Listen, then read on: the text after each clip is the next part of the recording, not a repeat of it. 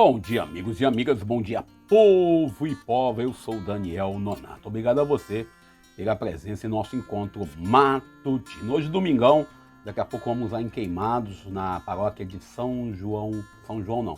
de São Francisco de Assis. Vamos participar da celebração de bodas de aniversário de casamento da minha irmã, da minha grande amiga Glória Barbosa. Lembrando ainda a todos e a todas que vivemos ainda um tempo complicado. Acabamos de iniciar um emprego novo. Agradeço a todos vocês que rezaram, toda vez eu fazendo isso. Você que rezou, você que colocou meu nome na intenção, obrigado a você pela sua oração. Estamos nós aí trabalhando em regime de escala, um dia sim, um dia não. Então hoje, domingão, estamos por aqui, pela região da Baixada Fluminense. No sábado, que foi ontem, trabalhamos lá, fizemos nosso papel. E aquilo que eu sempre falo quando inicio o plantão, que Deus nos ajude a fazer o nosso melhor. Que possamos, durante essa semana que nós iniciamos hoje, nesse domingo, também fazer o nosso melhor. Pedimos perdão, às vezes, a algum amigo, alguma amiga que não entendeu alguma coisa errada, nós falamos durante a semana, fizemos um encontro na quarta-feira, não é isso? Também estamos aí no caminho da tradução, então já começa esse vídeo pedindo para você deixar o seu like, deixar seu comentário, nos ajudar a produzir. Não vou pedir Pix, até deveria pedir, até porque eu estou precisando, todo mundo precisa, na verdade, mas eu não vou pedir Pix para você, eu quero que você curta esse vídeo, compartilhe com seus amigos, vai fazer muito mais do que você me dar um Pix talvez. Bom, mas deixando isso de lado, agora entrando no caminho aí do nosso evangelho de hoje, vivemos aí o 17º domingo do tempo comum e hoje nós estamos falando da oração. A oração é um contexto onde nós, onde você e eu, onde cada um apresenta uma relação íntima com Deus. A gente sabe que a igreja protestante, a igreja evangélica, como quiser chamar, diz que orar é diferente de repetir vãs palavras. Bom, orar e rezar tem o mesmo sentido, só que um é de uma língua, outro em outro, em grego, outro em latim. Mas ainda hoje nós olhamos claramente como que cada uma pessoa reza, cada uma pessoa ora. Eu gosto de falar rezar e até me esforço para falar rezar, porque entre orar e rezar, só no português que tem isso, só no português. Que em inglês não tem, em outras línguas, em italiano não tem. Ou orar você reza e acabou, ou você ora e acabou, é a mesma coisa. E a gente ora claramente como se preocupamos, às vezes, em dar uma identidade, dizer, não, eu oro. E até mesmo entre nós, católicos, às vezes, os católicos da Renovação Carismática Católica, costumam dizer isso. A oração ela envolve dois aspectos. O primeiro aspecto, o aspecto da entrega à vontade de Deus. O segundo aspecto é você saber que o seu pedido é algo que Deus pode atender, não porque você merece, mas porque Deus tem misericórdia e a sua graça é favorável no tempo dele. O interessante é que nós temos aí várias formas do cristianismo de rezar ou orar, como quiser chamar, e você vê claramente que até dentro da própria igreja católica e entre as igrejas evangélicas, se repara bem como que a igreja histórica tem o seu culto e sua forma de rezar ou de orar. Como que as igrejas novatas, as comunidades, como quiser chamar, como que eles rezam ou oram. Também pode chamar de rezar ou orar, para mim tanto faz. Mas aí você observa bem como que acontece a forma de rezar e de orar entre os dois grupos. Mas na igreja católica é um pouco maior. Você tem a espiritualidade naciana, você tem a espiritualidade mariana, você tem a espiritualidade franciscana, o franciscanismo. Ainda tem os grupos como a Pastoral da Juventude, que tem uma forma de olhar para Jesus, uma forma do Jesus Cristo libertador. As SEBs, com outro jeito, tem o Cursilho de Cristandade, e você vai olhando bem que todos eles apontam para a mesma oração. O que une esse povo todo? Na Igreja Católica, além da Eucaristia, a missa dominical, o culto dominical, ainda tem a oração do Pai Nosso. Todos nós, eu falo todos nós, você e eu, todos nós, temos essa capacidade de olhar para a oração perfeita. Aí eu lembro que o Papa Francisco falou lá em 2016, quando ele fala que o Evangelho de hoje, ele nos ensina a rezar. Mas a oração, Jesus nos ensina a rezar no momento em que ele começa também a rezar. O interessante, quando aqueles discípulos vão até Jesus pedindo para nos ensine a rezar, ele traz claramente uma situação onde ele estava fazendo. E o interessante é que Jesus conta, né? São 3 solicitações que aparecem nesse evangelho. Jesus traz para nós, assim, uma novidade lá em Lucas, né, 11, 3 ao 4, o evangelho de hoje. Eu esqueci de citar para vocês, calma, deixa eu voltar aqui rapidinho, porque eu esqueci de citar para vocês que as liturgias de hoje, as leituras de hoje é o Salmo 18, o Salmo 18 não, é Gênesis capítulo 18, versículo 20 ao 32, é o sono, né? Isso a gente tá aqui cedinho, aí vai ter que sair logo, aí a gente começa a ficar assim meio sonolento, fora de foco. O Salmo é o Salmo 137, ou entre parênteses, 138, que diz: quando vos invoco, sempre me atendeis, Senhor. E a segunda leitura, Colossenses capítulo 2, versículo 12 a 14. O evangelho, eu já citei, Lucas capítulo 11, versículos 1 ao 13. Então você olha claramente aí, vamos voltar lá, em Lucas capítulo 11, versículo 3 ao 4, quando Jesus coloca bem claramente que nós não podemos viver, aí o Papa falou isso lá em 2016, não podemos viver sem pão, sem perdão. E são necessidades essenciais para nós cristãos. O pão e o perdão. O pão e o perdão. Ou seja, a gente às vezes fica ainda olhando nesse contexto, aí o Papa ainda deixa bem claro, que você tendo o pão e o perdão, isso nos ajuda a vencer a tentação. O interessante ainda é que quando a gente olha no contexto bíblico, lá no capítulo 4, né, capítulo 3 ou 4 de Lucas, não vou lembrar agora ao certo, quando Jesus vai para o deserto, capítulo 4, Jesus vai para o deserto, Jesus sofre a tentação do pão e também do poder. Ou seja, então, a questão do apetite, o desejo, sempre está ligada ao ser humano. Por isso, Jesus hoje, nós tivemos aí domingos anteriores, quando Jesus conta a história lá do bom samaritano, e depois você ainda tem no contexto ainda de Marta e Maria, na semana passada, quando você vê claramente que Jesus está dando para a gente uma orientação. Sabemos que Jesus está a caminho de Jerusalém e que ele está arredores do caminho, mas o texto de Lucas é escrito para um povo que vive assim à margem, de um povo que fica à parte, sobretudo as mulheres. O interessante é que o pedido de Jesus no final do Pai Nosso, não deixar cair em tentação, é reconhecer que nós, seres humanos, estamos tentados a cair. Nós somos tentados às corrupções. O ensinamento de Jesus hoje, da oração e a parábola que Colin conta, ele cita um amigo falando que esse amigo bate a tua porta pela madrugada, né? E ainda quando ele vai lá, nesse sentido, aí o Papa fala claramente, quando nós estamos envolvidos por uma causa, devemos sempre pensar no outro. O evangelho de hoje, a gente olhamos bem que o evangelho nos coloca em uma situação difícil. Porque você vê claramente que eu divido o evangelho em 4 partes, como a gente sempre faz, né? Primeiro, o versículo 1 ao 4, quando existe o pedido dos discípulos, dizendo: Senhor, nos ensina a rezar. E se nós olharmos atualmente para a nossa realidade, Deus quer ser próximo, Deus quer ter uma relação familiar com cada um de nós. Depois, versículo 5 ao 8, quando ele coloca lá, que aí nesse contexto, no capítulo 1 ao 4, é o Pai Nosso. A parábola do pedido de pão. A pessoa bate na tua porta, um amigo inconveniente, o vizinho inconveniente. A gente olha ainda hoje para a realidade, olhamos hoje o número de brasileiros e brasileiras que passam necessidade, né? 33 milhões de brasileiros que passam fome nesse meu Brasil de meu Deus. E ainda olhando no capítulo 11, versículo 9 ao 10, a terceira parte que eu dividi, existe o apelo à oração. Uma oração não sem o compromisso, uma oração em prol da transformação real do nosso ambiente. Aí vale a pena lembrar do nosso trabalho, da nossa vida, dos estudos, do lazer. E aí ele coloca a história da parábola do pai que sabe dar o que é bom para os seus. Deus é nosso pai, Abá, querido, como diz alguns autores. Deus é pai e ele nos fala a consciência. E ele quer que nossa consciência e a nosso viver seja uma consciência de irmão.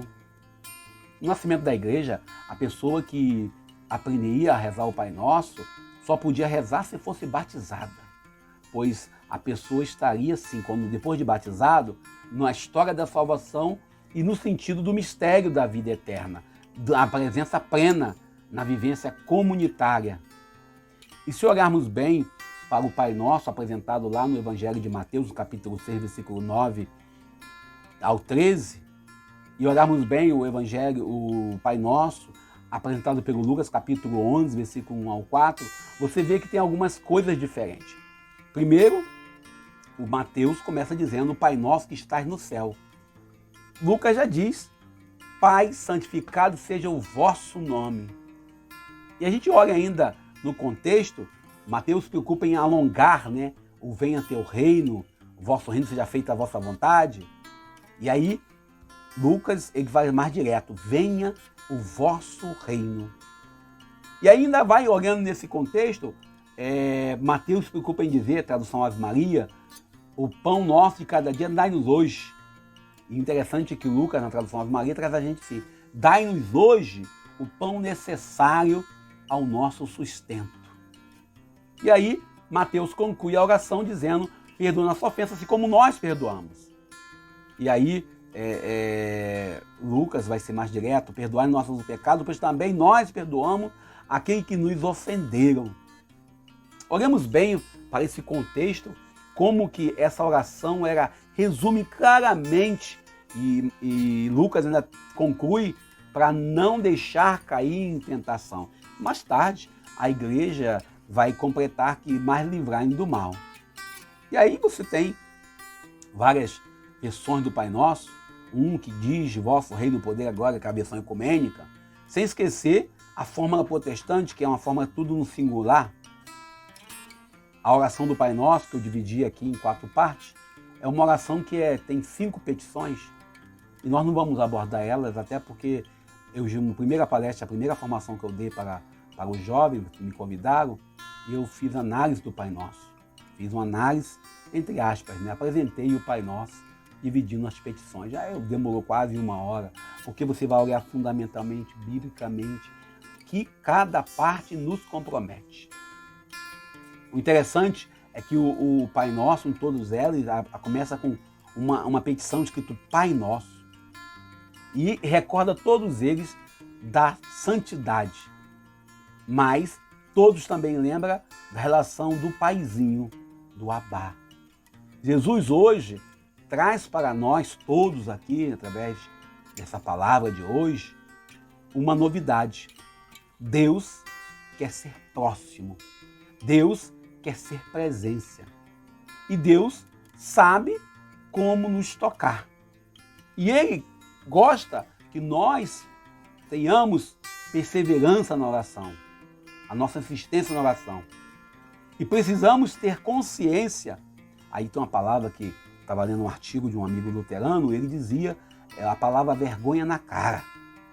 Apesar de nossos pecados, apesar de nossas falhas, devemos ser sem vergonhas ao falar com Deus. O vizinho inconveniente só bate a porta para atender uma visita que ele recebeu naquele horário. Jesus ainda demonstra sobre toda a realidade a bondade de Deus, fazendo uma comparação, uma analogia, pedindo algo para o filho e mostrando claramente essa relação. A oração do Pai Nosso não é qualquer oração. Ela fala de um diálogo onde nós vamos a Deus e pedimos o essencial. A gente não pede a Deus para ganhar na Mega Sena, a gente não pede a Deus para poder obter vantagens financeiras. A gente não pede a Deus para, vamos dizer assim, conseguir certas coisas. Sempre essencial. O Evangelho traz para nós uma mulher, né, um vizinho, uma vizinha, que bate a porta porque tem que atender alguém. Deus olha para nós e a gente olha claramente, às vezes, para a realidade das nossas orações e nós, às vezes, questionamos a demora de Deus. E Deus, ao nosso ver, Ele não está preocupado com as nossas orações vazias, uma oração mecânica, por não ouvir a voz de Deus. A oração, ela inicia a partir da escuta do plano de Deus. O não querer viver segundo o reino de Deus. E nós temos aí no Brasil a bancada que usa a Bíblia, seja católico ou evangélico, que realiza cultos no Congresso Nacional, mas na hora de votar, os projetos, muitos dos ditos deputados, não agem conforme a oração feita. Também não trazem para o seu dia a dia a prática do culto celebrado. E aí não posso esquecer de citar Dom Oscar Romero, que diz uma religião de missa dominical. Isso vale para padres, pastores, para bispos, para doutores, para teólogos, para todos nós que vamos à missa. Mas semanas injustas não agrada a Deus, o Deus da vida. Muitas das vezes nós nos alegramos de estar na missa, na celebração, no culto, uma religião de muita reza, mas de hipocrisia no coração, não é uma religião cristã. Uma igreja que está só para estar, para ter dinheiro e muita comodidade, porém não ouve os clamores da injustiça. Não pode ser e não é a verdadeira igreja do nosso divino Redentor. E ainda olhando para a fala de Dom Oscar Romero, a gente olha com muita certeza que ele traz para nós uma palavra lá na data que ele traz para nós, lá de 20 de 11 de 77, quando ele fala que maravilha será o dia que cada batizado compreenda que a sua profissão, o seu trabalho é um trabalho sacerdotal. Que assim como eu celebro a missa no altar, cada carpinteiro celebre sua missa na sua carpintaria. Cada profissional, cada médico com seu bisturi. A mulher na feira, no lugar de trabalho, estão fazendo um ofício sacerdotal. Quantos motoristas que escutam esta mensagem, ele está falando na rádio, e ele fala claramente que todo nosso trabalho tem que ser um trabalho com honradez, consagrados a Deus, levando uma mensagem de paz. Nesse tempo em que se fala em comprar armas, nesse tempo que fala de uma ação para banalizando assim a violência, nós somos chamados a fazer uma oração comprometida. A oração da comunidade não deve nos motivar para o agir cristão. E a partir desse momento, revelar o projeto que é de todos. O Evangelho de hoje ainda nos compromete. Nos compromete porque exige que nós tenhamos resposta coerente para com Deus. Domingo retrasado, domingo do bom samaritano, lá em Lucas 10, é isso? 24 ao 37, ao 38, nós tivemos aí o religioso, o levita, e todos que passaram pelo homem caído e não tiveram misericórdia, não tiveram compaixão. Domingo passado, Lucas 38 ao 42, tivemos Marta e Maria. Marta na atividade, Maria na contemplação, e nós costumamos pegar Maria e exaltar, porque ela ficou aos pés de Jesus. E quantos ficam aos pés de Jesus, fazem missa da graça, da cura, fazem culto de 3 horas, rezam, faz bênção e vivem semanas injustas. O Evangelho que nós olhamos hoje, o Evangelho de Lucas 11, 1 ao 13, Jesus vem trazer para nós uma proposta. Não é qualquer proposta. É uma proposta de vida plena, uma vida digna, uma vida que envolve se abandonar, ou melhor, abandonar-se na mão de Deus, na vontade de Deus. Mas o abandono se dá no momento que nós entrarmos no sentido da oração, no momento que nós mergulharmos plenamente na oração. A oração é você confiar, e aquilo que a gente leu lá, eu tentei como lema, Hebreus 11, versículo 1, quando diz que a fé é a firme fundamento da realidade daqueles que creem.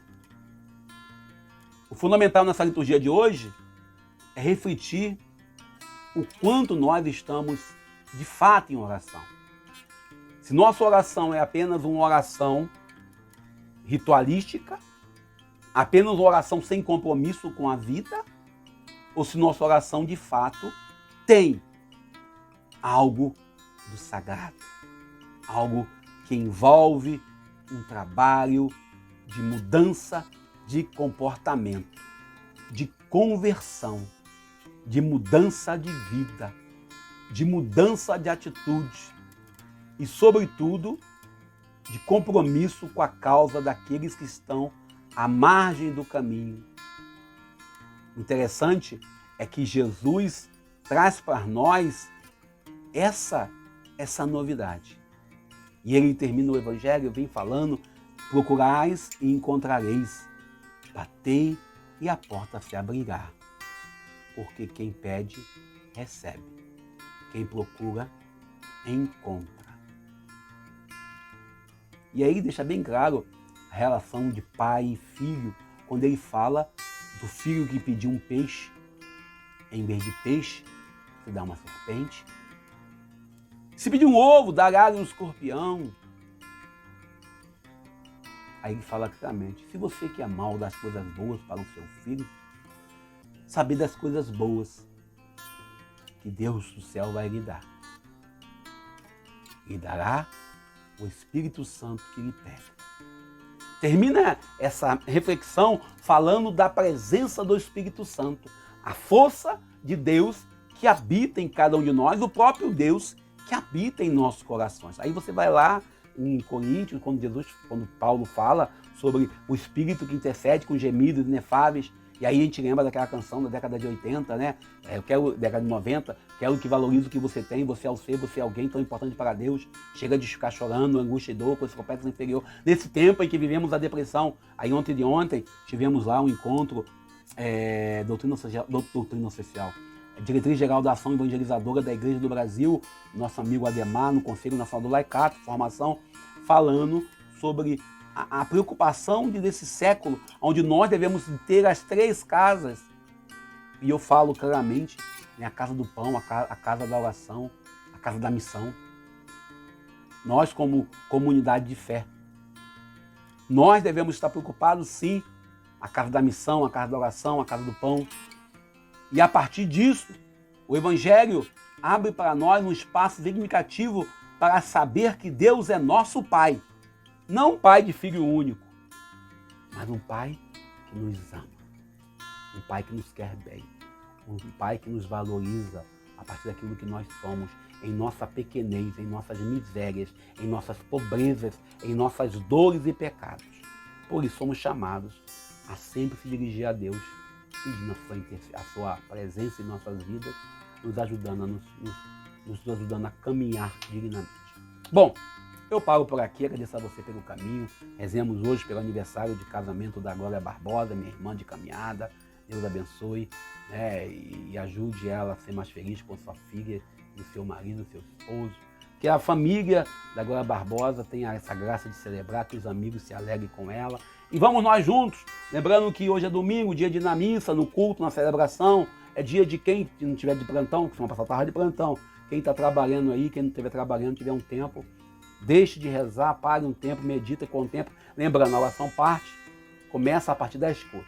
Bom, eu fico por aqui, agradeço a vocês que rezaram por mim, vocês que colocaram o meu nome na oração, que pediram a Deus para me ajudar a arrumar um emprego. Agradeço a vocês, estou trabalhando, estamos nós na luta aí, tentando fazer o nosso melhor, mas ainda precisando continuar na luta para conquistarmos um projeto que é continuar a missão que Jesus Cristo nos ensinou. Aquilo que a gente estudará na diretriz geral da ação evangelizadora da Igreja do Brasil. Continuarmos sendo missionários em nosso espaço do sagrado. Fique com Deus! Bom dia! Feliz domingo! Eu sou Daniel Nonato.